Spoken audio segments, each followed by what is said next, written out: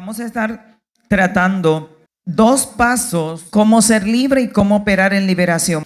No hay nada más hermoso que ver la mano de Dios libertar.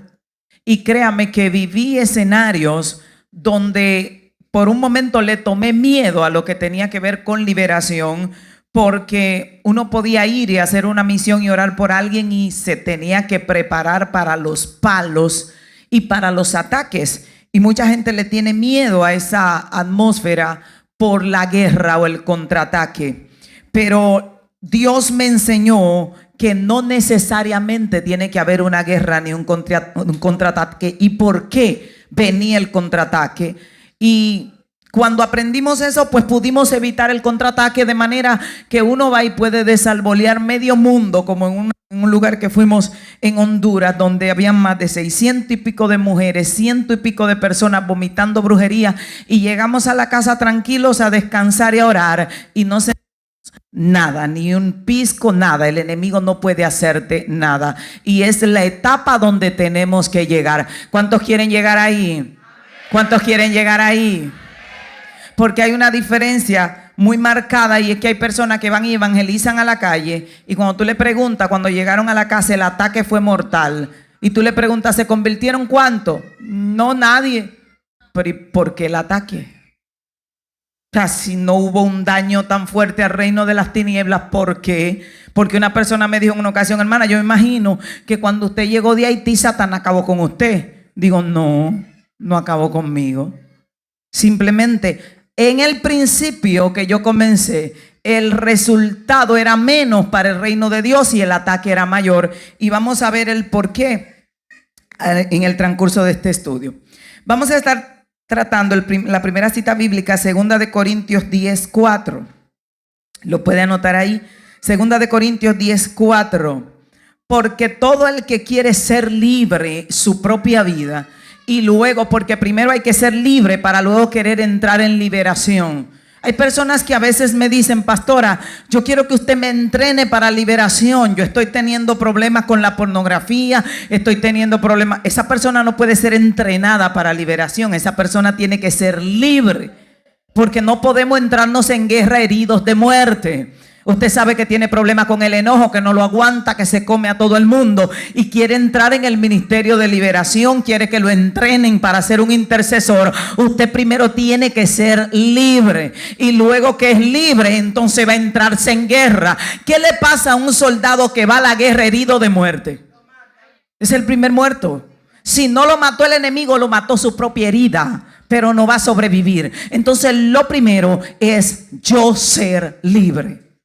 Cuando usted vea que sus puertas básicas están cerradas, que a usted el marido le dice vieja loca, le insulta, y usted sigue gozosa como que no le han dicho nada. Cuando usted ve que lo calumnian y a usted no le importa nada. Cuando usted ve que el enemigo te ataca y tú continúas haciendo lo que estás haciendo, como que un chihuahuita te está ladrando los talones, estás listo para la guerra. Pero si Satanás maulló, ladró y ya tú estás retrocediendo, no puedes ir a la guerra. Por eso Dios le dijo a Gedeón, oye, el que tenga miedo y se estremezca, dile que se devuelva. Si le tiene miedo a los ataques del enemigo, no puede ir a la guerra, porque a la guerra se va a pelear. 2 Corintios 10:4 dice así la palabra del Señor: porque las armas de nuestra milicia no son carnales, sino poderosas en Dios para la destrucción de fortalezas, derribando argumentos y toda altivez que se levanta contra el conocimiento de Dios, y llevando cautivo todo pensamiento a la obediencia a Cristo. Aquí vemos que la palabra de Dios comienza hablando de fortalezas. Cuando a las personas le dicen que las armas de nuestra milicia no son carnales, se imaginan un cañón, una mega ametralladora espiritual que lanza a mucha velocidad, que ataca, bombas atómicas espirituales. Pero el apóstol estaba hablando de otra cosa. Y vamos a ver de qué le está hablando aquí. Dice que las armas de nuestra milicia no son carnales, o sea, no son tangibles y no se pueden tocar, pero pueden destruir fortalezas. Ahora, una fortaleza, vamos a ver qué es. Una fortaleza es un argumento levantado contra el conocimiento de Dios. O sea que una fortaleza no es una estructura de metal ni de concreto. Una fortaleza es un cúmulo de pensamientos contrario a la voluntad de Dios. Y las armas de nuestra milicia, que no son carnales, como la espada del Espíritu, que es la palabra de Dios, tiene que derribar ese cúmulo de pensamientos negativos que contradicen la verdad de la palabra de Dios, y eso se hace en nuestra mente. La mayor guerra de un creyente no son con los demonios que operan afuera, son con las estructuras mentales que tiene. Una vez tú derribas las fortalezas que están en ti, el enemigo te respeta. Pero mientras las barreras estén levantadas dentro de tu propia mente, Satanás te va a golpear y va a entrar por tu casa como si fuera su casa, y no va a tener que pedir permiso ni a Dios ni a ti para entrar a tu casa. Por eso hay gente que pueden ir y se convierte en 280 personas, 5 brujos son libres y llegan a su casa tranquilos, y hay otros que salieron a evangelizar, y cuando llegan a la casa, que se preparen, porque Satanás le va a dar su pela para que aprendan a respetar. Pero te va a dar la pela no porque puede, sino porque las fortalezas mentales que están en ti le dan entrada libremente sin que él tenga que pedir permiso. Ahora mire, no hay nada más lindo, porque usted se ríe cuando usted logra derribar la fortaleza y ya él no tiene autoridad sobre ti. Porque llega un momento donde para él entrar a tu casa tiene que decirle a Dios: ¿me permites? Y Dios no le va a permitir todos los días, ni todo el tiempo, ni a cada rato. Y llega un momento donde el enemigo te dice: te voy a matar, y tú le dices: si puedes, porque ya no tienes miedo. Y vamos a ver cómo derribar esas fortalezas. Fortalezas son argumentos levantados contra el conocimiento de Dios. Son pensamientos o ideas que te alejan de la obediencia a Cristo. En griego es juroma, que significa un castillo de malos pensamientos. ¿Dónde dice el apóstol que están las fortalezas del enemigo? En nuestra mente. Oiga, qué tremendo. Por eso el apóstol Pablo dijo: yo, queriendo hacer el bien, hallo esta ley, que el mal está en mí. O sea que Satanás se aprovecha de los aliados que tiene en nosotros para dañarnos a nosotros mismos. Por eso el apóstol aquí dice que las armas de nuestra milicia no son de carne. Hay gente que creen que están destruyendo fortaleza en los aires. Esa gente le van a dar más palo que un forro de catre, como decimos en Dominicana. Porque si tú no derribas las fortalezas que tienes aquí, no puedes pelear con nada que esté fuera. Porque es como decir: vamos a atacar el ejército enemigo. Perfecto, está ya un ejemplo en Irak. Pero los iraníes dicen: pero yo tengo gente dentro de Estados Unidos.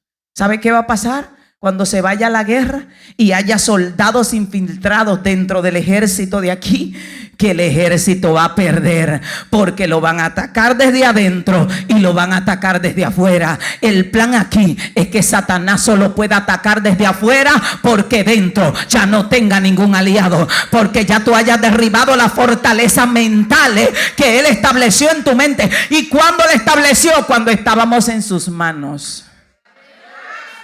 Porque él dijo: se me van a escapar, pero voy a dejar aliados dentro.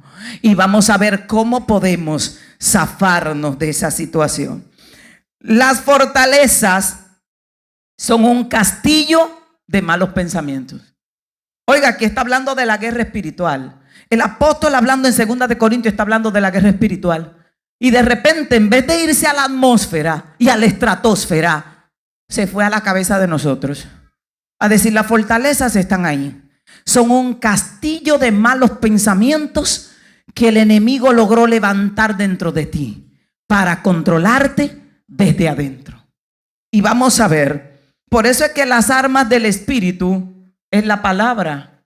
Y usted dirá: ay, como la palabra no es una armadura, porque los pensamientos se combaten con la palabra. Cuando a ti te llega un pensamiento de mátate y tú dices no, porque Dios me dio la vida, yo viviré y no moriré. Tú estás usando la espada de la palabra para combatir un pensamiento negativo que Satanás quiere establecer en tu propia mente. Y un argumento es un razonamiento para demostrar o negar algo. Es convencer a alguien de lo que se afirma o de lo que se niega. O sea que los argumentos que hay que derribar es porque Satanás preparó, alguna gente dice en su palabrería, su evidencia, te la presentó, te presentó su idea, tú se la creíste y eso es un argumento en tu mente. Cuando el enemigo fue a tentar a Eva, él no fue y le dijo muchacha y le dio un golpe y la pateó. Él presentó un argumento. Luego que él presenta su idea, convenció los sentidos de Eva. Su pensamiento se corrompió y ella dijo tú tienes razón y le creyó su argumento y esa creencia se volvió en ella una fortaleza que la movió a desobedecer a Dios y a pecar y a acarrearse una gran desgracia. La persona que Dios le dice yo te llamé, un ejemplo, para pastorear, y Satanás viene y le dice tú no tienes capacidad, tú no sabes de letra, tú no sirves para nada, y usted se deprime y se va al piso y le dice a Satanás tienes razón, porque ya usted le está creyendo su argumento. Ese razonamiento del enemigo te está haciendo levantarte contra el conocimiento de Cristo, porque ya Dios te dijo que tú podías, y te vas al piso y lloras y dices yo no puedo, porque ya le creíste el argumento. Cuando tienes que utilizar la palabra y decir el que me llamó, él me dijo que yo lo podía hacer, y usar la palabra para derribar el argumento del diablo con todas sus evidencias. Y ahí es que el enemigo toma su ventaja. La guerra más fuerte que pelea un creyente es contra sus propios pensamientos. Cuando el creyente logró vencer ahí, simplemente decir, diablo, suéltalo, eso es todo. Porque van a obedecer los demonios. Pero Satanás no te va a obedecer si él tiene fortalezas en ti. Él va a decir quién eres. Todavía yo te controlo. Mis argumentos están en ti. Tú no has vencido tú y vas a liberar a otros. O sea, no pudiste liberarte tú de mis argumentos y vas a liberar a otros. Y no vas a tener autoridad. Vimos lo que era argumento. El enemigo va a venir con un razonamiento. Te va a decir, tu Dios dice que es el dueño del oro y de la plata, pero tú estás pasando hambre. Mira cómo están tus hijos. No puedes pagar los biles, no puedes pagar la renta. Y él te va a presentar toda su evidencia para sustentar su argumento. Pero tú tienes la palabra de Dios ahí, que tú puedes llamar las cosas que no son como si ya fueran, y decirle, tú estás viendo deuda, tú estás viendo escasez, pero yo estoy viendo abundancia, y yo le sirvo al dueño del oro y de la plata, y voy a derribar tu argumento con la espada que tengo, porque él sustenta su argumento en la realidad, y nosotros sustentamos el argumento en la fe. Por eso es que para nosotros es más difícil, porque él sustenta su argumento en lo que se ve, y usted y yo tenemos que sustentarlo en lo que no se ve. Y ahí es donde nosotros vencemos, porque él dice, ¿cómo puede ser que Job, descacarado, se le cayó todo, perdió todo, se levanta y dice, yo sé que mi Redentor vive y que se va a levantar sobre el polvo? Oiga, él dice, sobre el polvo se levantará. Usted y yo podemos decir eso porque el Nazareno ya se levantó, pero Job lo estaba diciendo por fe, porque el Salvador todavía no se había levantado del polvo.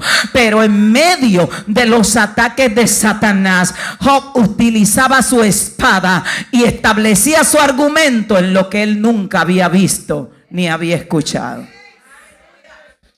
Y cuando nosotros, en una ocasión, Cuando podemos hacer eso, la vida comienza a cambiar rápido, porque sepa, la batalla y el enfrentamiento determina un ganador. Y cuando hay un ganador, tiene que haber recompensa. Pero la mayoría estamos perdiendo, porque cuando viene el argumento, usted cree que es usted, que es su propia mente y que es usted mismo, y usted se rinde creyendo que usted está dudando y no pelea. A veces lo que se escucha en tu mente no es tu duda, es el argumento, es la fortaleza que el enemigo levantó, y tienes que derribarla e imponer tu fe sobre esa fortaleza. En una ocasión llego yo de ministrar a un lugar y llego a la casa. En ese momento la casa estaba totalmente comida por comején. Son unos pajaritos que destruyen la madera. Y los zapatos, bueno, había ido a ministrar con una zapatilla prestada porque tenía dos y estaban rotas. Dos ropas tenía. Una que era un conjunto de rayitas, me decían la mujer del conjunto de rayitas, y la otra que era de diario, pero la de predicar era una sola porque era la única que tenía. Y pasando un proceso duro, uno amanecía que ni el mosquitero cubría, las pajitas de comején cruzaban por los hoyitos del mosquitero y uno amanecía tumbándose todas las pajitas de comején. Yo llego porque Dios me había dado una palabra para un pastor, y el pastor me llamó para testificar que Dios había prosperado su negocio, había podido comprar un vehículo y hacer su casa en un tiempo récord por la palabra que Dios le declaró. Y yo venía celebrando esa victoria y diciendo: mi Dios es el dueño del oro y de la plata, que provee, que prospera. Y llego al cuarto cantando y diciendo: es que mi Dios es el dueño del oro y de la plata. Y ahí escucho yo el argumento del diablo, y viene y me dice: sí, cómo no. Lo escuché clarito. Tu Dios es el dueño del oro y de la plata. Tú fuiste con una zapatilla prestada. Los comejentes están cayendo encima. Los ladrones no entran a este cucurucho de casa porque no hay nada que buscar. Pero si un ladrón golpeara con la mano, la pared completa se cae. Y los empíes y los ratones andan como perros por su casa en la casa, porque el piso por debajo está todo hueco y todo se está cayendo. Así mismo. Y me dijo: y tu Dios es el dueño del oro y de la plata. Yo tenía dos opciones: creer que esa era mi mente que estaba dudando de Dios, o atacar al único campo de batalla que tenemos, que está aquí, y derribar ese argumento. Y recuerdo que miré para los lados y le dije: te digo algo, Satanás, si a Dios, que está acostumbrado a andar en calle de oro y mar de cristal y en trono de perlas preciosas, no le preocupa estar metido aquí en este cucurucho conmigo y que los comején le estén cayendo encima, porque me tiene que preocupar a mí. Y seguí cantando a mi Dios con gozo. Le di una pecosada, como decimos en dominicano, porque la Biblia dice que Dios está con usted. Dios le dijo a David, cuando David le quería edificar casa: yo he andado en tienda de campaña en el desierto estos 40 años con el pueblo de Israel. ¿Dónde estaba Dios cuando Israel estaba en el desierto? En el desierto. Él dijo que andaba de casa de campaña en casa de campaña, pero Dios tiene un trono.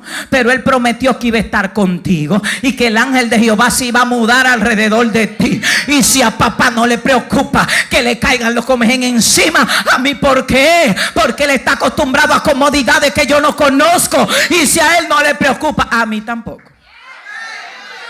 Mire, y eso fue una guerra, porque al otro día Dios me dijo: construyes la casa de Blo, te envío todo nuevo, te envío ropa nueva, te proveo de abundancia. Oiga, ese argumento tenía muchas recompensas detrás. Fue como que Satanás dijo: déjame presentarle la realidad en su cara para que tú veas cómo duda de tu verdad y tira por el suelo el conocimiento que tiene de ti y me crea a mí. Y Dios dijo: dale. Y cuando Dios quedó honrado delante del argumento de Satanás, Dios dijo: no, espérate, ahora voy yo, papá, le voy a cambiar todo, voy a cambiar su vida, voy a cambiar su historia. Porque cuando el enemigo queda avergonzado por ti, Dios se siente orgulloso. Y cuando papá se siente contento, las cosas comienzan a cambiar. Pero esa batalla no se dio en la estratosfera, se da aquí. aquí, Satanás lanzó su argumento a la mente de Eva. Y ella con su mente podía rechazarlo y decirle: mentiroso, el verdadero, el que me creó, me dijo que no coma. Él no me está engañando, Él me protege. Eres tú el mentiroso. Ella podía haber hecho eso, pero aceptó su argumento y se lo creyó. Yo quiero que usted se pregunte: ¿cuántas veces le hemos creído al enemigo? Tú no puedes. ¿Qué dice el conocimiento de Dios? Oiga algo tan simple: tú no puedes. ¿Qué dice el conocimiento de Dios? Todo lo puedo en Cristo porque Él me... Cuando yo creo ese no puedo, yo agarré un argumento de Satanás que se levanta contra el conocimiento que ya tengo de Dios. Y es constantemente que estamos: yo no puedo. ¿Quién te dijo que no puedes? Porque el conocimiento de Dios, porque tú tienes la mente de Cristo, dice: todo lo puedo en Cristo porque Él me fortalece. ¿Y qué es todo? ¿Qué es todo? Y si usted siente que no entiende algo, usted le da para allá y dice: yo todo lo puedo en Cristo porque Él me fortalece. Entonces, para derribar cada argumento de las tinieblas, tenemos que usar el conocimiento de Dios. La guerra más fuerte está en nuestra mente. Las fortalezas son edificios construidos para defensa y resistencia.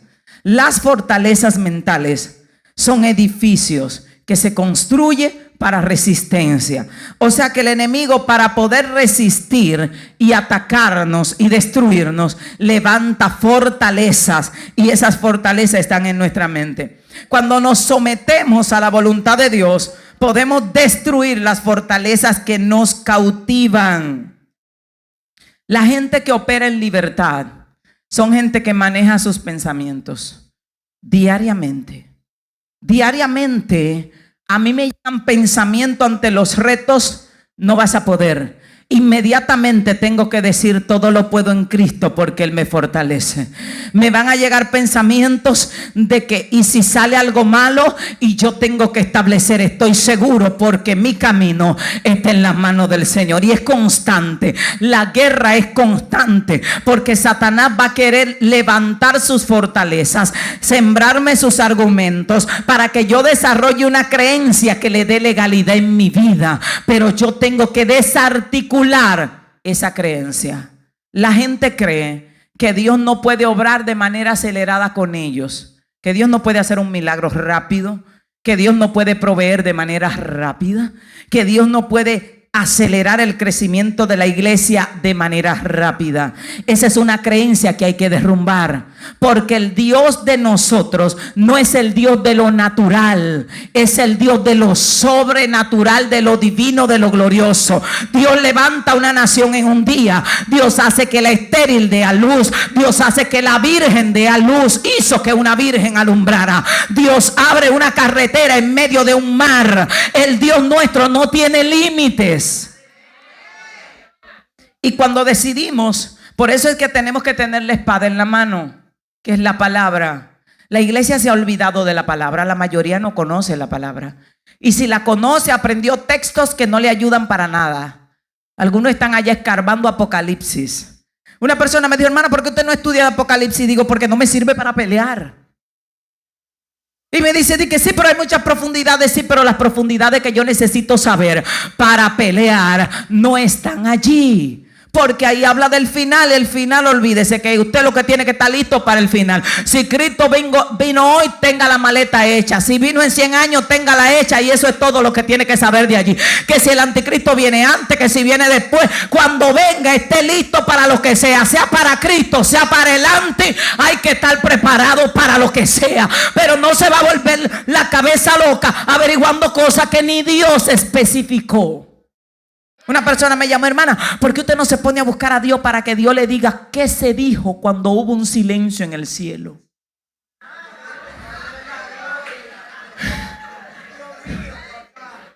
Digo: ¿en qué me va a servir a mí saber cómo fabricaron la espada? Yo lo que tengo que saber es cómo utilizarla. Es todo lo que tengo que saber.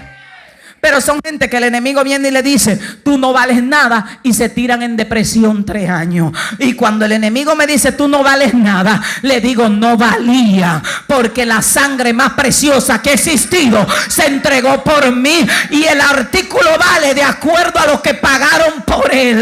Y por mí se pagó el precio más caro que se ha podido pagar sobre cualquier cosa en la tierra. Pero usted tiene que tener la palabra para cada dardo que Satanás envía. Cuando a Cristo lo atacaron, el enemigo no fue con una bazooka. Dije, voy a buscar una bomba atómica y se la voy a tirar, que el nazareno salga en pedacitos. Él agarró argumentos, agarró la palabra de Dios, le puso un poco de verdad y le entró un poco de mentira. Lo involucró ahí. En otras palabras, agarró el sancocho dominicano y le echó 2 gotitas de veneno. Y le dijo, maestro, tú tienes hambre. Y Cristo le dijo, escrito está. ¿Y por qué Cristo no le dijo, escrito está? Adora al Señor cuando Él le habló de comida. Porque no era el espadazo para ese tipo de movimiento de espada. Él le dijo, escrito está, no solo de pan vivirá el hombre, sino de toda palabra que sale de la boca de Dios. Satanás no pudo contradecir eso, porque Jesús le dio un argumento que derribó el suyo. Cuando usted está en la corte, usted tiene que presentar argumentos que derriben el argumento del abogado defensor o del abogado contrario. Y usted tiene que conocer la ley para eso. Cuando el enemigo te diga, tu hijo se va a morir en la calle, usted no le puede decir, Cristo murió por mí, Cristo.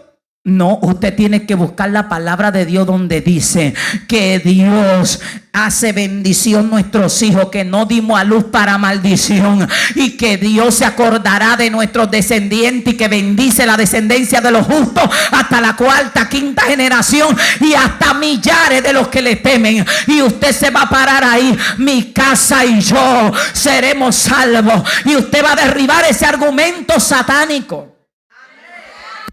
Pero no vemos más gloria porque Satanás viene con su argumento y se la aceptamos. Y es fácil de creérsela porque él tiene realidad para sustentar su argumento. Oiga esto, el cielo sustenta sus argumentos en la fe. Y luego de estar sustentado en la fe, va a venir a la existencia. Pero Satanás sustenta sus argumentos en lo que ya existe. Te dice, mírate tú. ¿Tú crees que Dios va a hacer algo contigo? Mira quién tú eres. Mira de dónde vienes. Y es ahí donde tú tienes que establecer el conocimiento que tienes de Dios. Y es que Dios no le importa de dónde tú vienes ni quién tú eres. El que hace la obra es Él, y tú eres un vaso de barro y es todo lo que Él necesita. Y tú vas a estar diariamente derribando ese argumento. Diariamente. Por eso el apóstol Pablo decía, yo cada día muero. Y vamos a ver aquí donde la palabra de Dios dice, derribando argumentos y toda altivez, en el versículo 5 de 2 de Corintios 10, derribando argumentos y toda altivez que se levanta contra el conocimiento de Dios, y llevando cautivo todo pensamiento a la obediencia a Cristo. Oiga, pero los científicos dicen que uno tiene que tener alrededor de 60,000 pensamientos por día. Oiga qué trabajito. Llevando cautivo todo pensamiento. ¿Cuánto pensamiento? A la obediencia a Cristo. ¿Y qué es la obediencia a Cristo? A la obediencia a la palabra. Te llegó un pensamiento, tú no vales nada, me compraron a precio de sangre. Dios no te va a bendecir, yo fui bendecido en el Calvario. Dios no te va a sanar, yo fui sanado en la cruz del Calvario. Y usted va a estar ahí, y ahí, y ahí. Y al terminar el día hay un ganador. Al terminar el día hay un ganador. Mientras más argumento del diablo usted se comió, usted está perdido. Ese día no hay victoria para usted. Ese día no hay recompensa para usted. Y si pasa un año comiéndose su plato de argumentos y no derribándolo, pues tendrá un año de desgracia, un año de calamidad, porque va a cosechar el fruto de sus pensamientos. El fruto es el resultado de todos los platos que se comió. No sirvo, el negocio va para la quiebra, el hogar ya se fue a pique, mi hijo va a morir en la calle. Eso usted va a cosechar. Ahora, si diariamente, como dice la palabra, yo voy a llevar cautivo. ¿Qué es llevar cautivo? Sujetar, amarrar y ponerlo debajo. Sujetar, amarrar y ponerlo debajo. Lo que voy a poner encima es el conocimiento de Dios.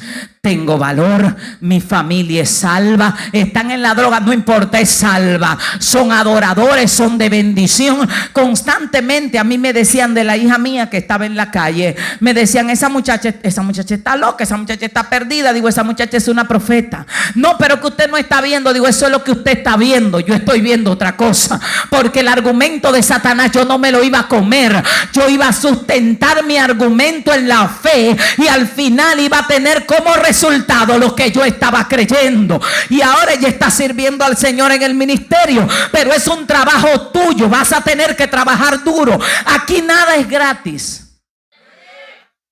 Lo único que es gratis es la salvación, y fue porque otro la pagó. Que no es que es gratis. Costó tan cara que nadie la podía pagar, y el nazareno dijo, yo pago, tranquilo, para que puedan comer gratis. Pero no es gratis. Entonces tenemos que hacer un trabajo interno en nuestra vida. La gente que está atada, el enemigo te va a decir, nunca serás libre. No voy a dejar de atormentarte. Toda la noche te voy a estar zozobrando. Gente que tiene espíritu que le caminan en su cuerpo, el enemigo le dice, tú nunca serás libre. Lo hacía conmigo. ¿Y qué yo hacía? Voy a ser libre. Soy libre. Soy libre. Y me mantenía ahí. Y él decía, nunca me voy a ir. Digo, un día te cansas y te tienes que ir. Y me mantuve declarando la palabra de Dios. Cuando era nueva, no conocía la palabra, pero establecía una palabra de fe. Y decía, te vas a ir. Tienes que abandonar mi cuerpo. Yo voy a resistir hasta donde sea, y tú no vas a aguantar tanta resistencia. Y comencé, y te vas, y te vas. Y fueron saliendo uno por uno hasta que quedé libre. Pero si pasas 3 meses luchando y el enemigo viene y te dice, nunca serás libre, Dios no te escucha. Y tú comienzas, hermano, es que Dios no me oye, es que yo se lo he dicho. Te tragaste el argumento. Tienes que decirle, si Dios no me estuviera escuchando, tú no estarías molestándome. Así que lárgate y retírate porque estoy ganando. Estás desesperado porque estoy ganando. En cualquier momento tienes que agarrar tus maletitas y salir corriendo. Cuando él está desesperado es porque tú estás moviendo a papá. No le cree el cuento. No se lo crea. No se lo creas. Y tenemos que derribar el argumento. Vimos, anote eso por ahí, llevar cautivo todo pensamiento a la obediencia a Cristo, a lo que dice la palabra. Vas a morir en la pobreza, ¿qué dice la palabra? Vas a morir enfermo, ¿qué dice la palabra? Ay, que toda mi familia murió de diabetes, ¿qué dice la palabra? No puedes creerte ese argumento. Tiene que decir, toda mi familia murió de diabetes, pero aquí conmigo se rompe, porque por mi sangre corre la sangre de aquel que me libertó. Soy hija del Rey de Reyes y Señor de Señores, y la única herencia que tengo que tener encima es la herencia que Él me dejó. Pero si usted se come el cuento que el enemigo le trae, el argumento, y le va a presentar toda la evidencia. Mira a tu tía Paquita, mira a Petronilo, toditos murieron de lo mismo, y tu mamá está en lista, y a ti ya el médico te dio el preaviso. Él tiene evidencia. ¿Y qué tenemos que tener nosotros? Fe. ¿Qué es fe? Certeza y convicción de que lo que no vemos es más seguro que el plato que Satanás te está mostrando, que lo están viendo tus ojitos. Porque todo lo que se ve fue hecho de lo que no se veía. Y lo que no se ve es más poderoso que aquello que puedes ver. Pero tienes que mantener la certeza, el argumento de Dios. Ahora, a medida que derribamos los argumentos del enemigo de nuestra mente y desarticulizamos las creencias que él levantó en nosotros y establecemos argumentos de poder, argumentos de certeza y castillos de buenos pensamientos, ¿sabe cómo se transforma nuestra vida? En algo que parece mágico. todos los días acontecen milagros. Tú vas y miras algo y dices, qué lindo, y al otro día Dios te lo trae. Y tú dices, Dios mío, bro, solo lo miré. Cuánta gracia. Así se vuelve la vida. Así como cuando estás del otro lado, la vida parece un caos, que tú dices, no, es que a mí todo me sale mal. Yo me caigo para atrás y me parto la nariz. Hay gente así, una desgracia constante por ese castillo que tienen interno. Ahora, cuando levantas un castillo de fe, la vida se vuelve maravillosa. Vimos aquí que se habla de una guerra. Quiero que lo tenga bien pendiente. ¿Dónde se pelea la primera guerra? Aquí. Si tú eres una persona que tiene pensamientos negativos descontrolados, no los combaten, te tumban a depresión. No te metas en guerra espiritual para libertar a otros. No te metas en problemas hasta que tú no resuelvas el vencer tú. Porque es como decir un enfermo que va a atender a otro enfermo. Tiene tuberculosis, pero él va a atender a alguien que tiene gripe.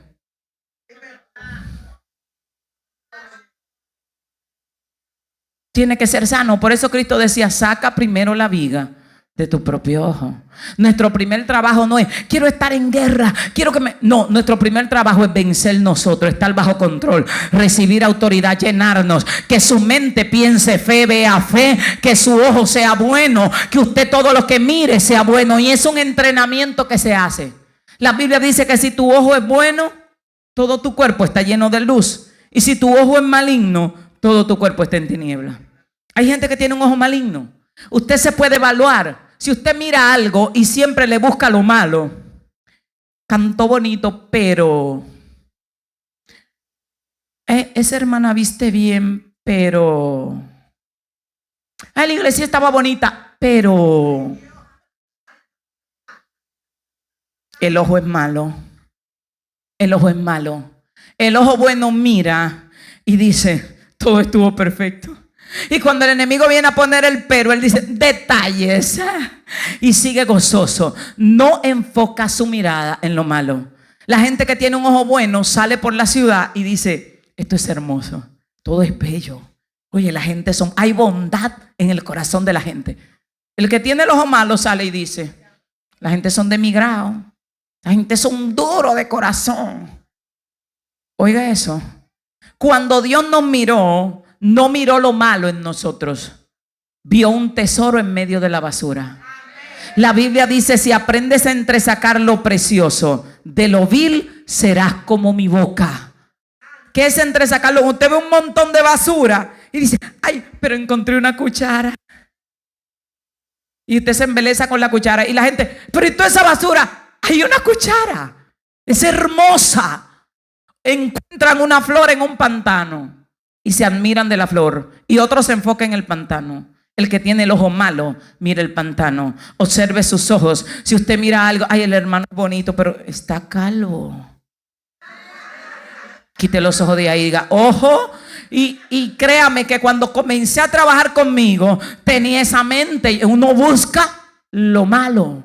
Usted va a comprar algo a la tienda y obviamente usted va a buscarle el defecto.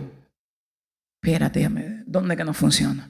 Y esa parte está bien, pero no podemos estar programados para buscar lo malo. La Biblia dice, retén lo bueno. ¿Y qué hay que hacer con lo malo? Pero la gente agarra un video y a uno se le zafó una palabra maldicha dominicana o de otra, o que era ofensiva, y la gente agarra lo malo. Lo que fluye es lo malo, lo bueno es desechado. Usted comete un error y cometió 99 cosas buenas y por el error desecharon todo. Entonces el ser humano está programado así, pero el hombre espiritual saca lo bueno, busca lo bueno, mira lo bueno, habla lo bueno, se enfoca en lo bueno, toma el mensaje bueno y lo malo lo rechaza. Es lo que tenemos que hacer y es algo que se practica. Nuestra mente está entrenada para buscar lo malo. Todo está bien, pero, y ese pero abarcó todo. Entonces, en 2 Corintios 11:3 dice, me temo que como la serpiente engañó a Eva, vuestros sentidos sean extraviados de la sincera fidelidad a Cristo. Porque el plan de Satanás es extraviar nuestros sentidos. ¿Qué son nuestros sentidos? Vista, oído, Eso es lo que Satanás quiere extraviar. Si él logra que siempre veamos lo malo, él no tiene que tener permiso para entrar en nuestra vida. Al nuestro ojo ser maligno, todo nuestro cuerpo está en tinieblas. Y si nuestro cuerpo está en tinieblas y no hay luz, él habita en medio de las tinieblas. Ahora, si nuestro ojo está lleno de luz, nuestro cuerpo estará lleno de luz. Él quiere que tú solo mires las tinieblas. Por eso le digo a la gente, no se enfoque tanto en el enemigo, enfóquese en Dios, ponga su mirada en Dios, vea lo bueno, no critique. Nadie que critique va a estar conectado con Dios. Dios aborrece la crítica y la murmuración. Dios no va a establecer una relación de amistad contigo si tú estás tiqui todo lo criticas, todo lo murmuras. Ese es tu plato de cada día. No hay oportunidad de que, a menos que no cambies eso, Dios se acerque a ti en intimidad. Porque Dios es luz y no hay en él ninguna tinieblas. Oiga esto, en Génesis 3:22, Dios habla y dice: he aquí el hombre es como uno de nosotros, conociendo el bien y el mal. Todos sabemos que tenemos una lucha entre el bien y el mal. Ahora, ¿dónde está el bien y el mal? ¿Dónde está? ¿Quién me dice? ¿Dónde está el bien y el mal? En nosotros. Hay gente que dice: hermana, que yo tengo una voz aquí que me habla feo. Y yo tengo una batalla porque hablan en mi cabeza. Cuando el hombre en Edén, Eva y Adán toman el fruto del conocimiento del bien y el mal, se lo comieron. Fue el fruto del conocimiento. Dios dice: ahora ellos son como uno de nosotros. Conocen el bien y el mal. Usted tiene dos chips implantados. Pablo dijo: hallo esta ley, que el mal está en mí, pero también está el bien. Entonces, cada día Dios pondrá delante de ti el bien y el mal, porque está en ti. Cada día tú tienes la oportunidad de elegir lo bueno o lo malo.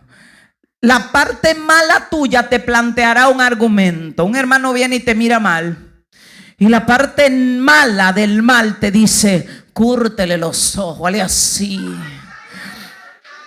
Y la parte que tiene de Dios dice: perdónalo, tranquilo, no pasa nada. Y tú haces tu elección. Al final del día, a quien más voto tú le hayas dado, controlará tu vida. Si dijiste: me cortó el ojo, pero ahora le voy a decir a la pastora la oveja vieja que tienen, yo conozco sus secretos, y comienzas a llenarte de veneno, elegiste. Ya tú votaste. Hay dos candidatos dentro de ti. Cada día tienes que hacer una elección. Ya votaste. Por eso es que no debemos albergar odio, rencor. Te presentaron un plato de crítica y la mente te dice: uy, la crítica ofende al Espíritu Santo. Y la vocecita de la izquierda te dice: oye, pero es verdad que esa tipa es así de mala. Tú puedes también. Tú sabes alguna cosa. Habla un chin, nada más un chin. Y ahí va, así habla. Ya tú elegiste. Al final del día, cuando se contabilizan los puntos de tus elecciones de pensamiento, que no lo llevaste cautivo a la obediencia a Cristo, que chimeaste, que murmuraste, que miraste al hermano de reojo, que dijiste: no voy a ofrendar nada, ni voy a diezmar nada, yo trabajo lo mío, y que te mantuviste ahí. Cuando pasan el conteo, ¿quién ganó? El mal. Que el mal lo guíe. Oiga, pero la Biblia dice que debemos ser guiados ¿por quién? Por el Espíritu Santo. ¿Quién guió a Eva a tomar la fruta? El mal. Porque ya dentro de ella había hecho una elección. Antes de una persona caer en pecado, lo primero que comienza son los pensamientos. Si él en la mente dice: no, lo rechazo, no caeré ante tus garras, y se revela, no va a accionar. Pero cuando le viene la imagen del pecado, dice que: ay, pero ¿y a cuál cabaña vamos a ir? Oye, pero sería tremendo. Pero ¿cómo lo voy a hacer para que mi mujer no se dé cuenta? Y comienza a anidar el pensamiento. Y luego que lo anida, lo apapacha y el huevo está empollado, va a nacer.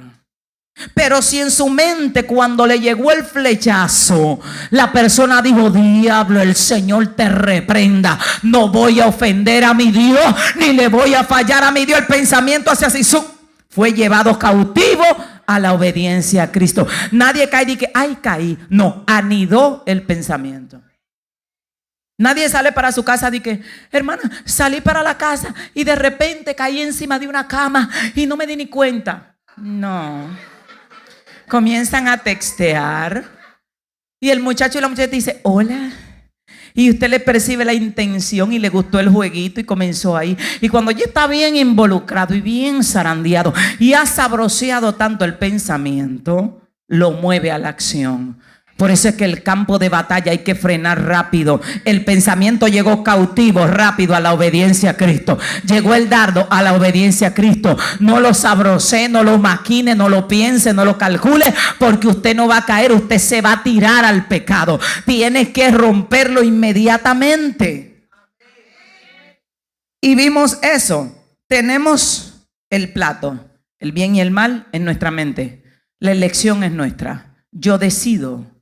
Por eso hay gente que dice, hermana, es que yo no puedo hacer nada, los pensamientos me controlan. Eso quiere decir que tú tienes que tomar dominio propio, porque tus pensamientos no te controlan. Tú controlas tus pensamientos y tienes que aprender a hacerlo. Si no, te van a llevar al mal, porque lo lindo es que nosotros estamos en piloto automático.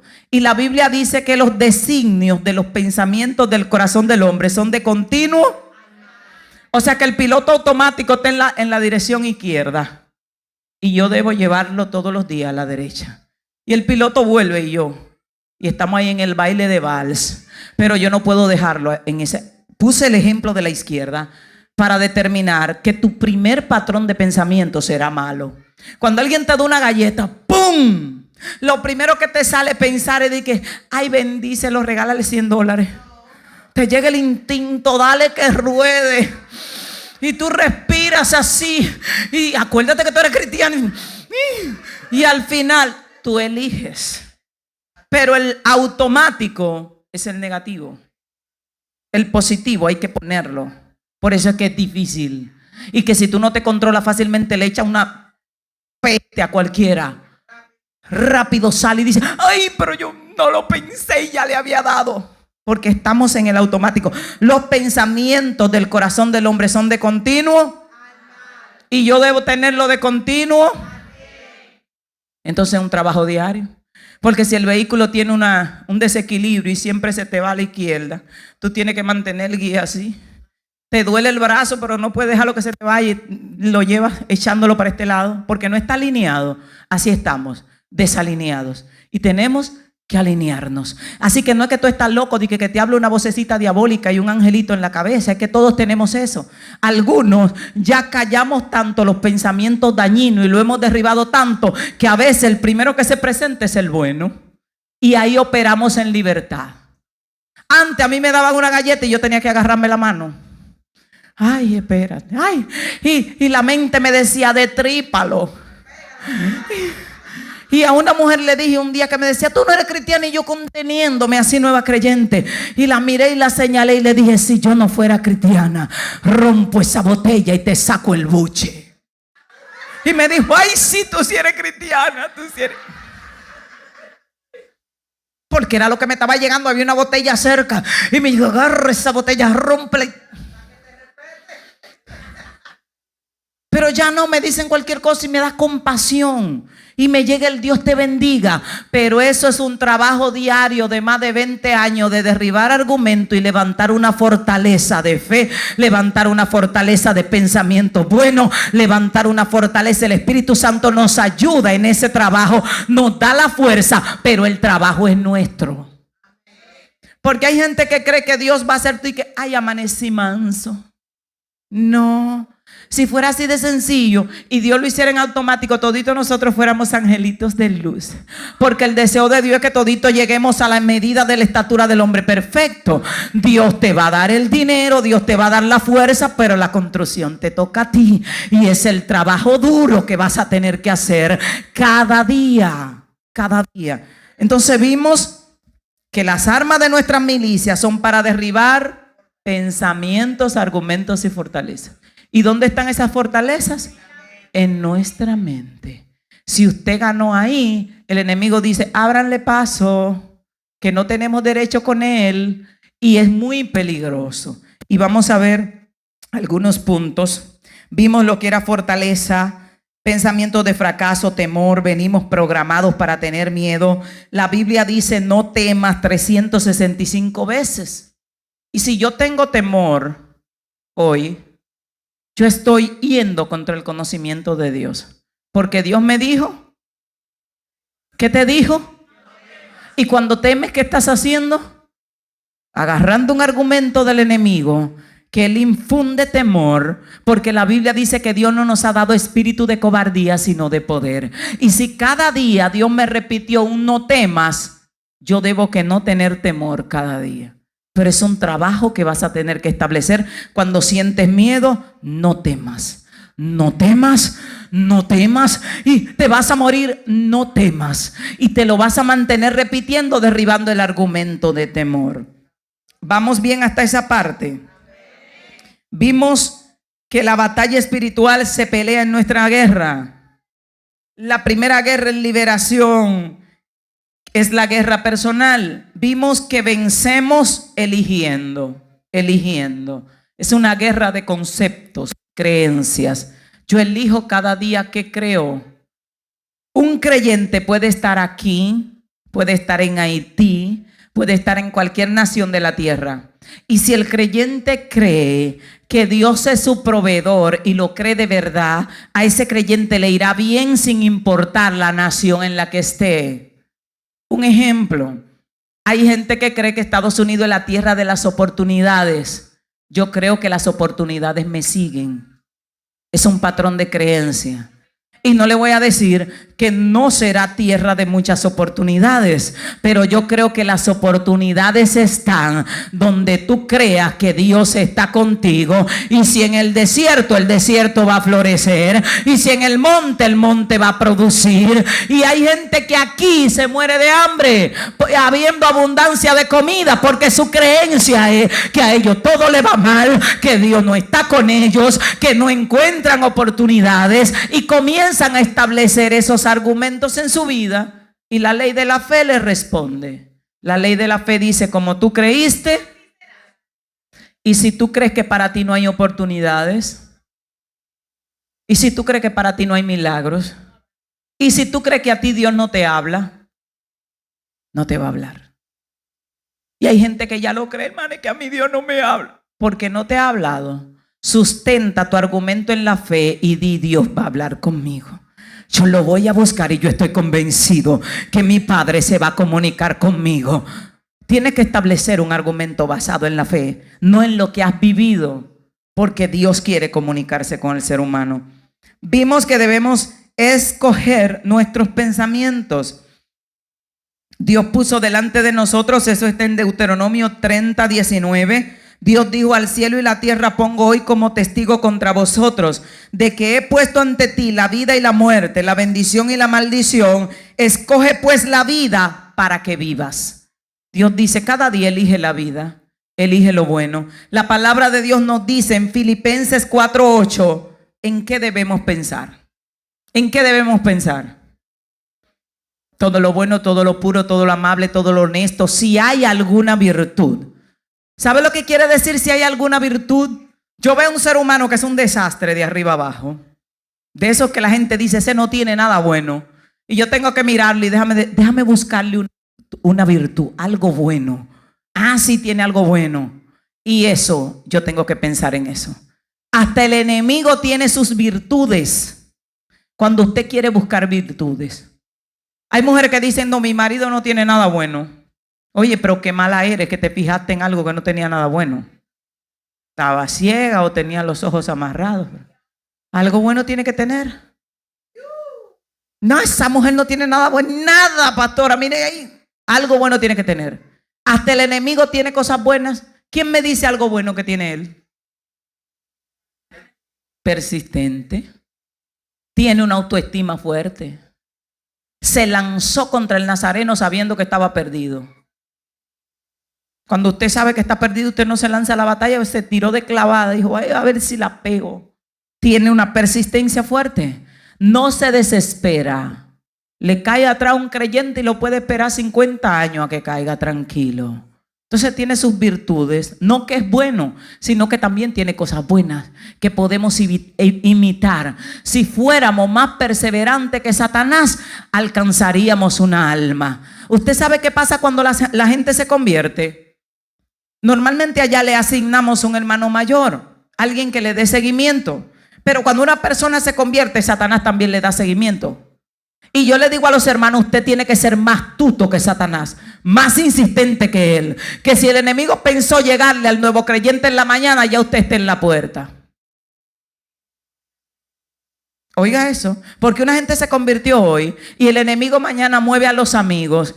Armen una fiesta, inviten a fulano. La muchacha que le gustó, que nunca le hizo caso, ve y tíratele a la casa en bebidor. Porque Satanás a veces me acaba de escapar, pero lo voy a matar chiquito. Y la gente que le toca dar seguimiento está atento. No, manito, tranquilo, te paso a buscar en la noche para que compartamos. Invito a una cena antes que Satanás organice su fiesta. Porque él es demasiado vivo. Por eso una gente se convierte hoy. Mire que se prepare, al otro día tiene el plan montado. El enemigo es rápido. Organicen una fiesta, una caída, para que la persona diga, ay, me convertí ayer, pero ya fallé, ya no voy a volver. Y como no tiene conocimiento, no vuelve. Pero cuando la iglesia tiene conocimiento, dice, pongan el seguimiento, dale seguimiento, visítalo mañana, invítalo a cenar en la noche, envuélvelo ahí, para que cuando Satanás llega, diga, ¿y el muchacho? Oye, el hermano se lo llevó. ¿Y dónde está? Cenando en su casa. Y, ay, yo que tenía una fiesta preparada para esta noche. No le dan chance. Y yo le digo a los hermanos, tienen que ser más astutos que el diablo. Con la gente. Se oye feo, pero es verdad que es astuto. Le va a caer atrás. Entonces vimos que hay fortalezas. En la primera guerra es la fortaleza mental. Una vez nosotros trabajamos, porque oiga, hay que escoger los pensamientos, porque ya Dios nos dijo en qué tenemos que pensar. Vimos que estamos en negativo. Si usted se deja así, no trabaja, va a pensar siempre lo malo. Usted tiene cada día que pensar lo bueno. Cada día pensar lo bueno. Si hay algo puro, algo digno, buscar la bondad de la gente, buscar lo bueno, para que su ojo sea bueno, para que su cuerpo esté lleno de luz. Esa parte la estuvimos observando. Escoger tus pensamientos, escoger tus palabras. En Mateo 12:36 dice, de toda palabra ociosa que hablen los hombres darán cuenta a Dios en el día del juicio, porque por tus palabras serás justificado y por tus palabras serás condenado. Hay gente que dice, este muchacho me va a matar un día del susto. Un día me va a matar. Un día me va a matar. ¿Sabe qué va a pasar? Un día lo va a matar. La Biblia dice que de toda palabra vaga que hablen los hombres sin sentido, van a dar cuentas. Por eso usted tiene que tener cuidado con las palabras que dices.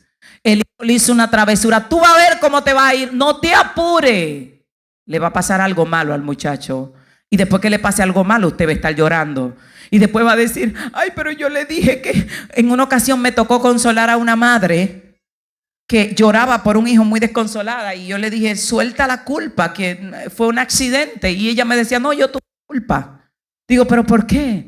Porque cuando él se fue, nosotros discutimos. Y yo lo miré y le dije, mira, Jehová, lo suelto. Y es la última vez que oro por ti, la última vez que hablo contigo. Y la llamaron 15 minutos más tarde, tu hijo se mató. Esa mujer estaba no hubo terapia, no hubo forma de que ella se sentía culpable. Ahora, lanzó una palabra que no debió tirar. Porque nosotros vamos a dar cuenta por nuestra palabra. Escoge tus palabras y escoge tus acciones. En Romanos 2, del 6 al 7 dice, porque Dios pagará a cada uno según lo que merezcan sus obras. ¿Qué vamos a escoger? Pensamientos, palabras y acciones. Siempre que vayas a decir, Dios no me habla, frena y di, Dios habla conmigo. Puede ser que yo no lo haya entendido, pero Dios se comunica conmigo y se va a comunicar conmigo.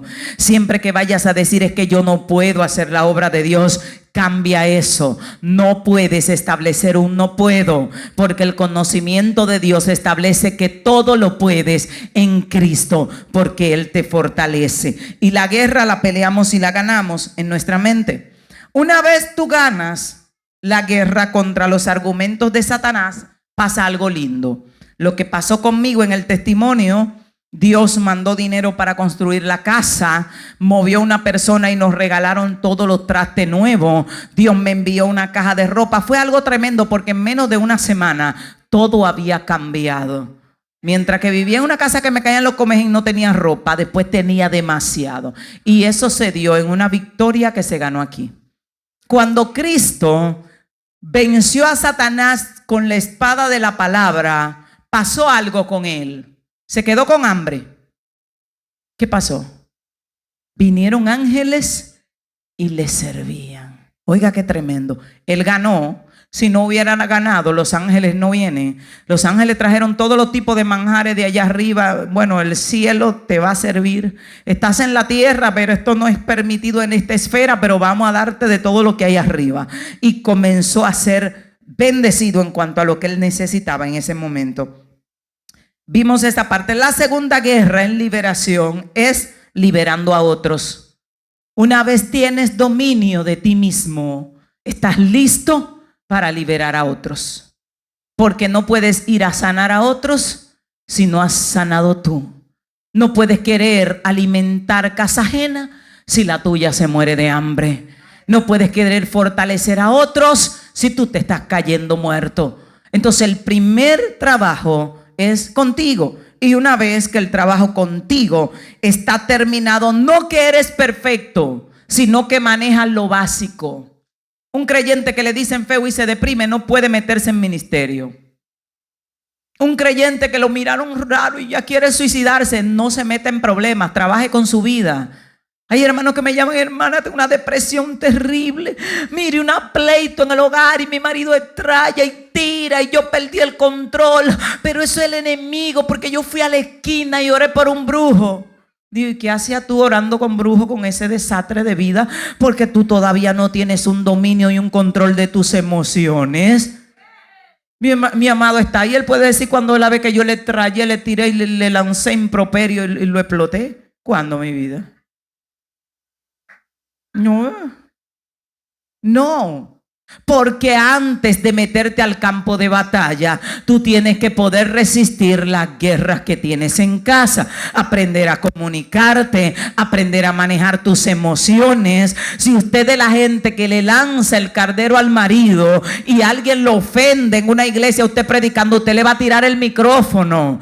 Y hay gente, yo he visto gente ministrando que le dan pecosones a otro porque el otro le quitó la mano y se sintieron ofendidos, porque no manejan su vida y quieren estar restaurando a otros. Cristo dijo primero: sácate la viga. Cuando tú veas bien, entonces arranca por ahí a sacar cosas de otro lado. Eso lo vimos. La segunda guerra es guerra para libertar a otros. Cuando entras en esa atmósfera ya operas con autoridad. Porque cuando tú tienes control sobre ti, puedes usar autoridad. Esa es la segunda guerra.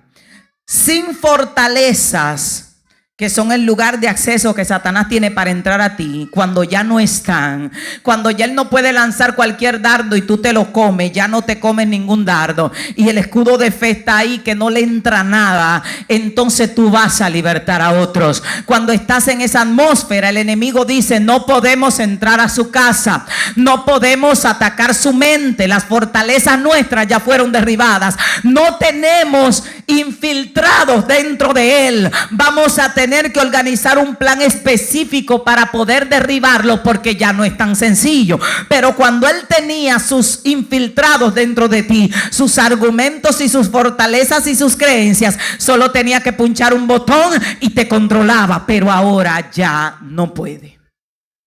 Y es ahí donde te vuelves peligroso, porque ya el enemigo no tiene aliados dentro de ti y tiene que atacar desde afuera. Pero desde afuera él ya fue vencido por Cristo. Y cuando estás en esa atmósfera, vives en una atmósfera de paz, en una atmósfera de fe. No andas criticando ni murmurando. Tu vida se mantiene en el espíritu. Y si hay algo que el diablo le teme, es un creyente en el espíritu. Él evita el confrontamiento, él evita estar cerca de ti, comienza a retirarse. Y es ahí donde tenemos que estar. Así que trabaja duro, vamos a trabajar, vale la pena el trabajo. Usted va a ver cómo su vida cambia. Es que usted se siente libre. Y de repente usted puede gozarse en situaciones donde la gente dice, ¿cómo pudo? En una ocasión me llaman y me dicen, hermana, tengo pocos minutos, iba yo a administrar un evento, pero un hermano suyo se cayó, se desnucó y se mató. Y me colgaron. Digo, ¿qué fue lo que me dijo? Sí, se desnucó y se mató. Le digo a la persona donde voy a administrar, dame 5 minutos. Me dijo, sí, no hay problema. Entré al cuarto, lloré 5 minutos, salí y dije, estamos listos. ¿Y sabe qué fue lo peor? Que como al día y medio fue que me acordé del muerto. Digo, ay, verdad, se mató. Porque me envolví tanto en el gozo de lo que estaba viviendo y proceso la muerte como que le llegó su hora. Y ya.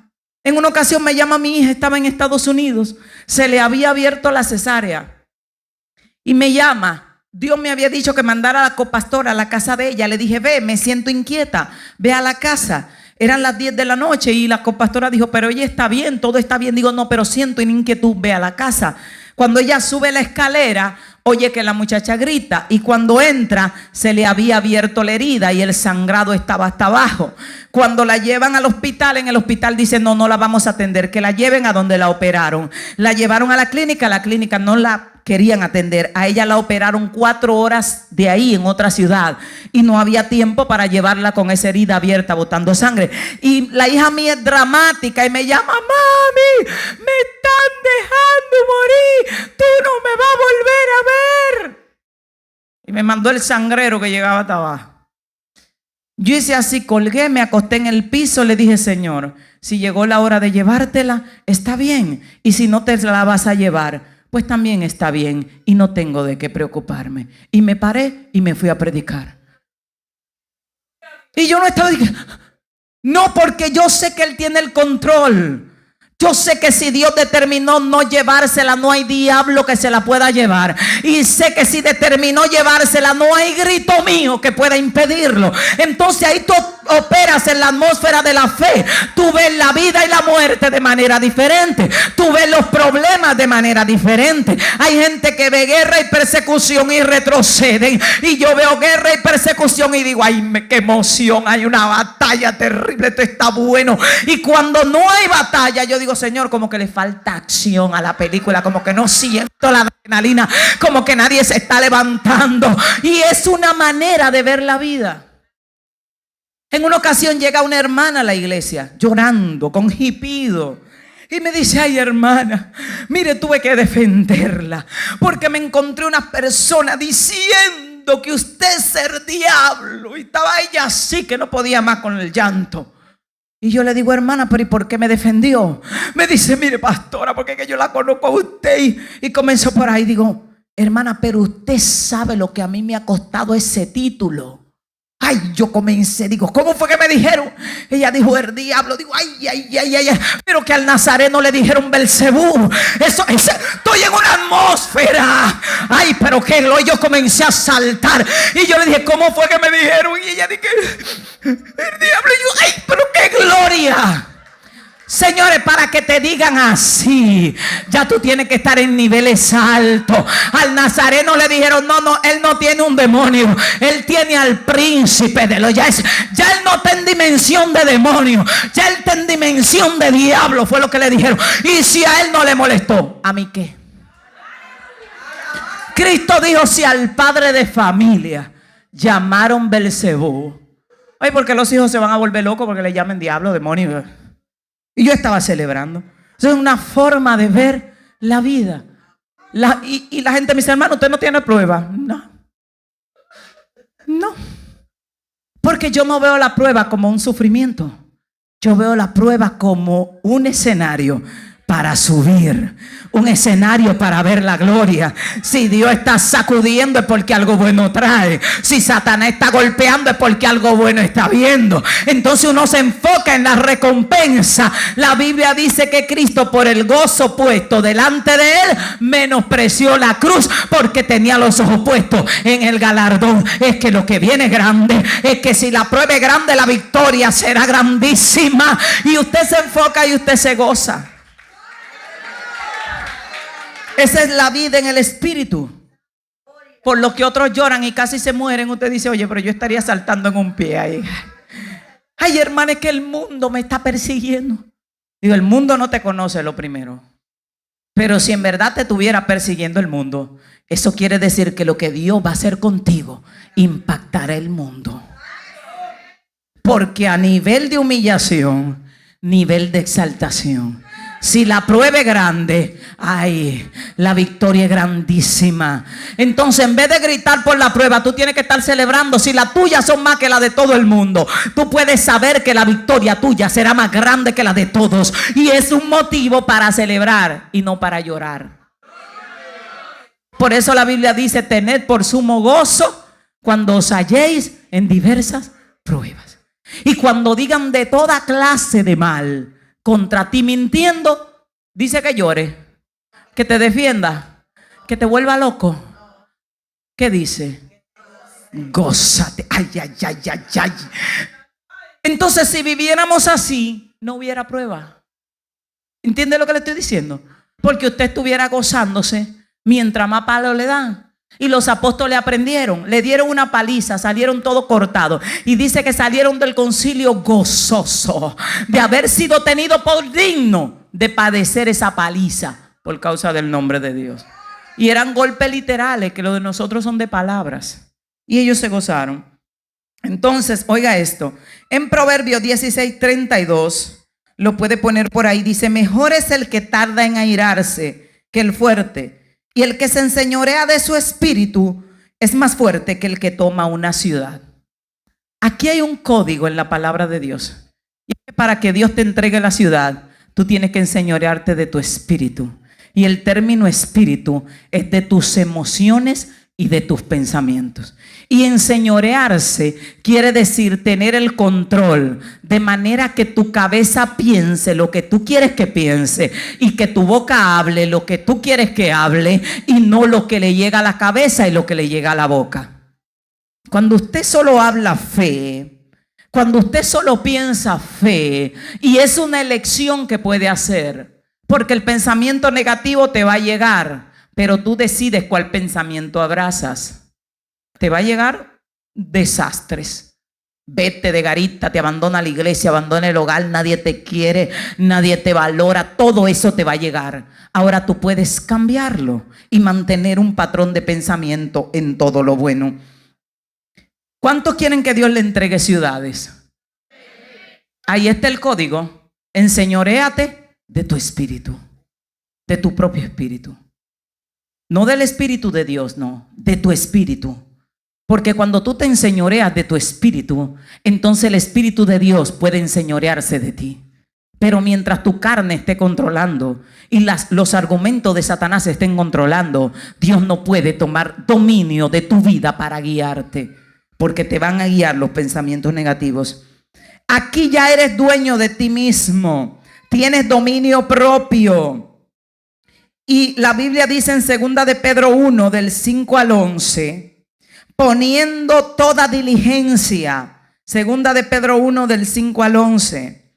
Poniendo toda diligencia, añadid a vuestra fe virtud, a la virtud conocimiento y al conocimiento dominio propio. Oiga esto, tenemos que añadir a nuestra fe dominio propio. Dominio propio significa que controlas tus pensamientos, tus sentimientos y tus acciones. Cuando alguien te ofende, tú puedes elegir si te ofendió o si hizo una broma. La mayoría de la gente se ofende. En una ocasión, la persona esa que hizo un contenido, ese me dijo de todo. Me dijo que le hace falta marido, vieja loca, sin oficio.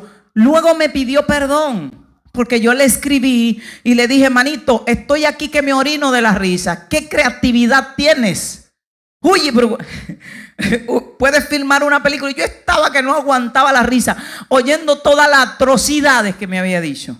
Pero dijo cosas feísimas y yo risa. Digo, oye, pero este tiene creatividad. Lo felicité. La segunda vez me dijo, hija del qué sé yo qué, engendro del qué sé yo qué.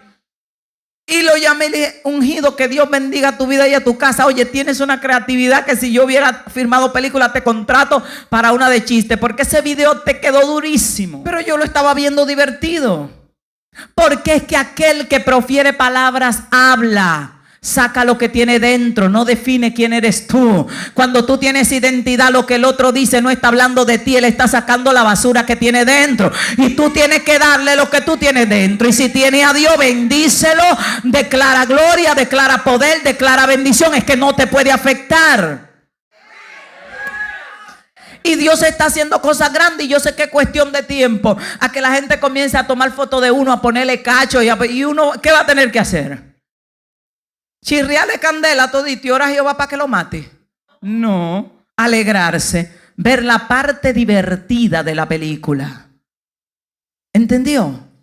Pero eso comienza en tu casa. Dios te va a entrenar con tus hijos, con tu esposa, con tu esposo. Tu marido te va a decir vieja loca y la mujer te va a decir viejo barrigón. Y si te hiere y te ofende por lo que pasa en casa, pues te vas a ofender con un extraño cuando te agreda también. Dios te va a entrenar. ¿Dónde entrenaron a David? En su lugar de trabajo. Dios te está entrenando en tu trabajo. Dios te está entrenando con la suegra. Dios te está entrenando. Por ahí dicen los judíos que el mayor nivel de santidad es poder vivir con la suegra en el mismo techo.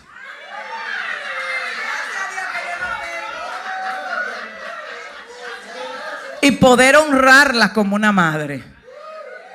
Cuando mis hijas comenzaron a buscar pareja y a casarse, yo adopté inmediatamente sus pretendientes y su marido como mi hijo. Y mi amado es testigo que en una ocasión yo estaba llorando y yo le decía a él que yo no sabía qué escoger, porque me estaban poniendo a escoger entre dos hijos cuando mi hija se separó del esposo. Y yo decía, y yo tenía unos gritos porque eran dos hijos. Este es mi hijo.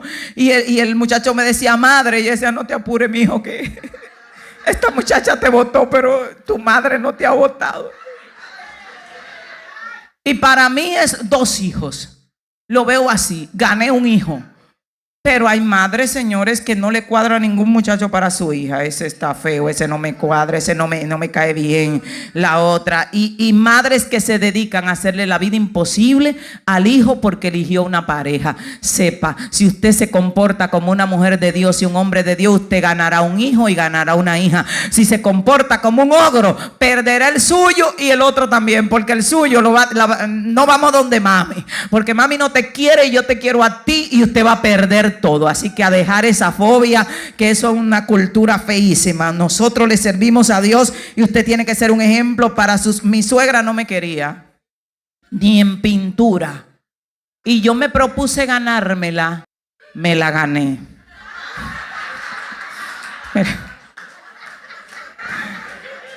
Me la gané.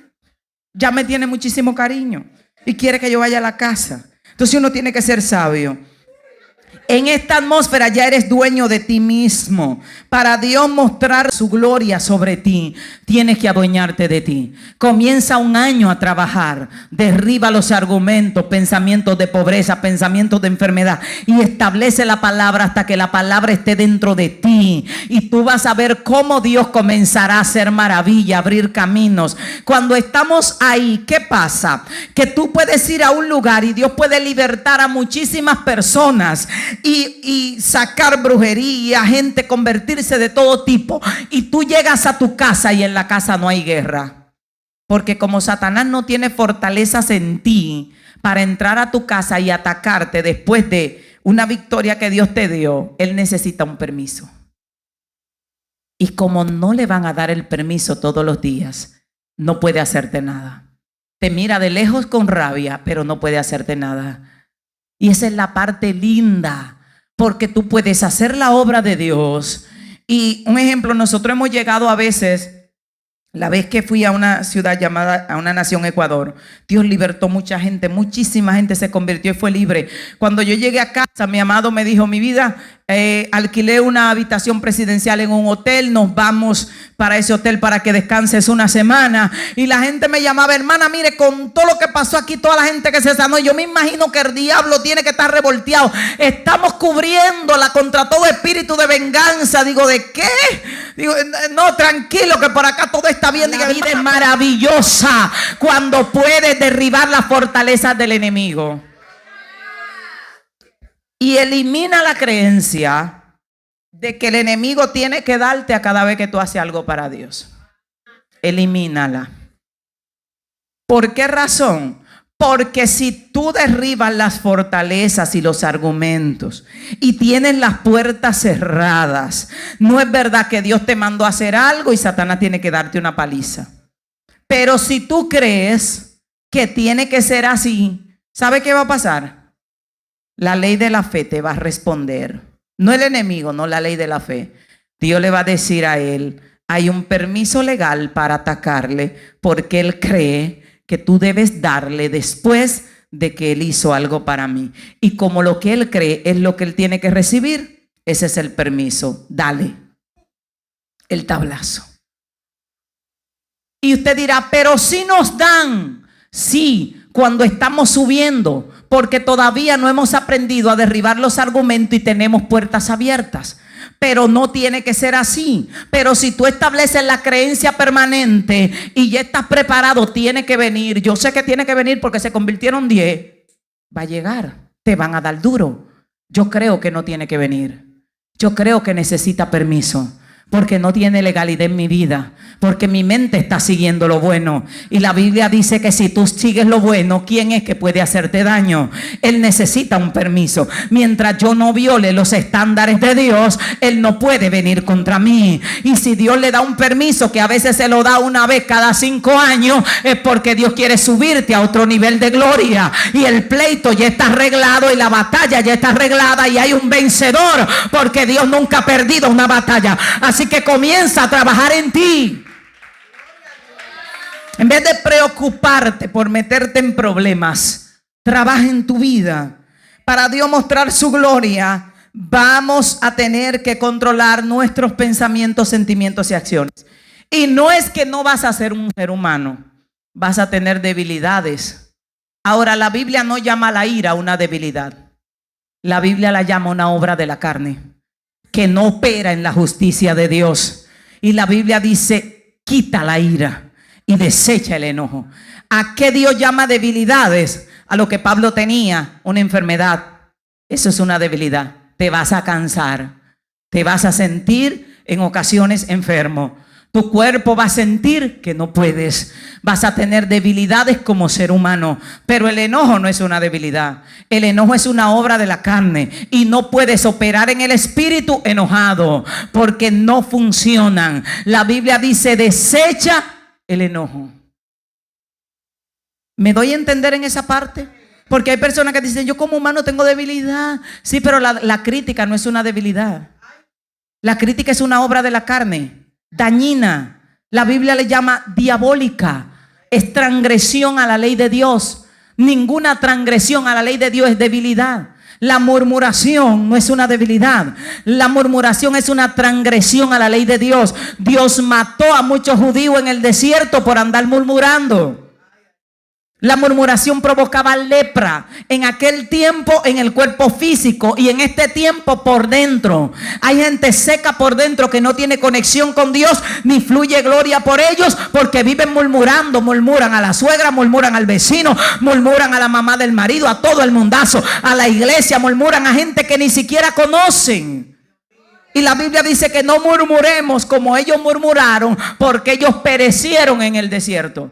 Lo de ellos era físico y para nosotros es una muerte espiritual.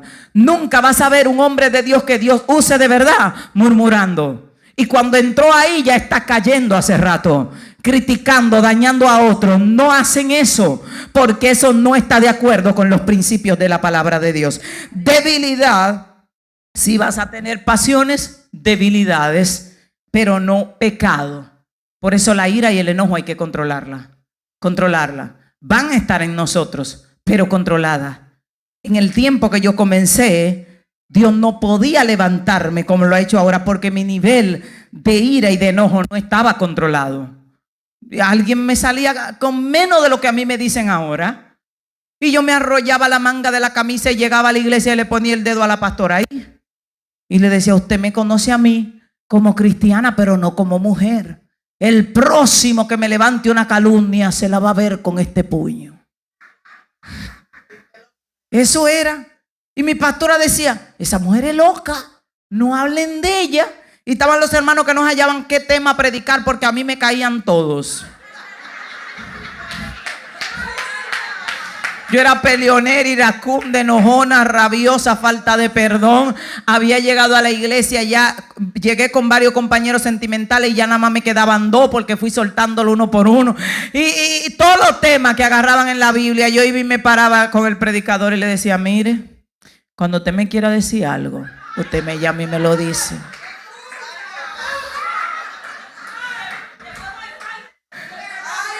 Porque tenía un espíritu de esos de rechazo, que ya yo estaba esperando todo lo que van a decir por mí. Ya me están mirando. Y los hermanos a veces hacían, miraba la cabeza derecha, y cuando alguno volteaba así, yo decía: ¿qué? Muy violenta. Y Dios me dijo: te voy a romper. Digo: sí, rómpeme, que no sirvo para nada. Un profeta me llamó un día y me dijo: mi pastora, Jehová te va a poner a pastorear. Y yo le dije: se los ahorco. Porque yo sí, porque que para mí los hermanos me estaban dando batalla, porque que yo venía del mundo con mi forma muy acostumbrada a dañar y a pelear y a defenderme, y llegué a un ambiente donde las críticas eran muy normales, el chimoteo, la jaladera, la perseguidera, y que si tiene el pelo suelto parece una metresa, y que ahora todo el mundo quiere andar de la cuerpito de guitarra, y yo era la única flaca, y yo estaba al ataque y ellos al ataque. Hasta que Dios me agarró y me dijo: mira, tú vas a tener que sobrevivir ahí. Y si te llenas de odio, yo mismo te suelto. Y si no te callas la bocaza, así mismo me dijo, yo mismo no te voy a poder usar. Tengo que romperte. Así que aprende a callarte, no te defiendas, y la persecución recién arranca. Y mire, y Dios aceleró ese fuego y yo hacía así: Señor, perdona lo que no sabe lo que hace. Y me mordía con un trapo. Y llegaban profetas que me paraban adelante y me decían de toda la cosa fea del mundo. Y yo: uy, Señor. Y desarrollé un corazón de pedir misericordia y de aguantar como no hay cosa. Entonces Dios sabe trabajarnos y lo hace en el escenario que estamos. Dios va a mostrar su gloria.